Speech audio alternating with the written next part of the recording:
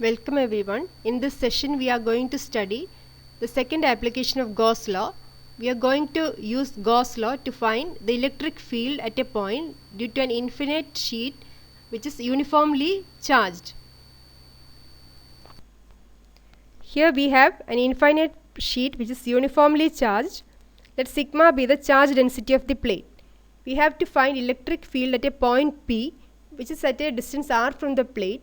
For this we have to draw a Gaussian surface on which P is included. We are going to take a rectangular box. P is on one side of the box. Half of the box is in front of the plate and the other half is at the back side of the plate. Now let us consider the surface on which P is included.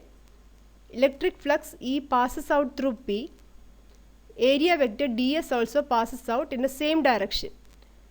Similarly, if we consider the face on the opposite side, we can see that E and ds passes out in the same direction. But if we consider any other point on any other flat surfaces, we can see that E and ds are perpendicular to each other.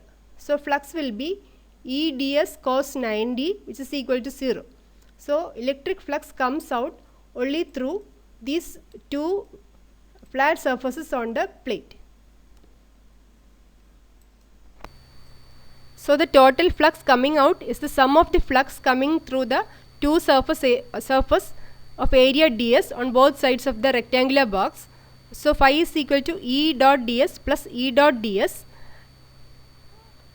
that is E ds cos theta plus E ds cos theta for both the surfaces, that is surface on which P is included and on the opposite side E and ds are in the same direction.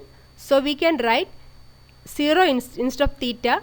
So phi is equal to E ds cos 0 plus E ds cos 0. Cos 0 equal to 1. Phi is equal to E ds plus E ds equal to 2 E ds. This is equation number 1. Now sigma is the charge density of the plate, that is charge per unit area. ds is the area of the plate which is inside the rectangular box. So charge inside the rectangular box is sigma into ds. By Gauss law, phi is equal to q by epsilon 0. For q we can substitute sigma ds by epsilon 0. We can equate the two equations for phi. So equating 1 and 2, 2e ds is equal to sigma ds by epsilon 0. Cancel ds on both sides. We get E is equal to sigma by epsilon 0.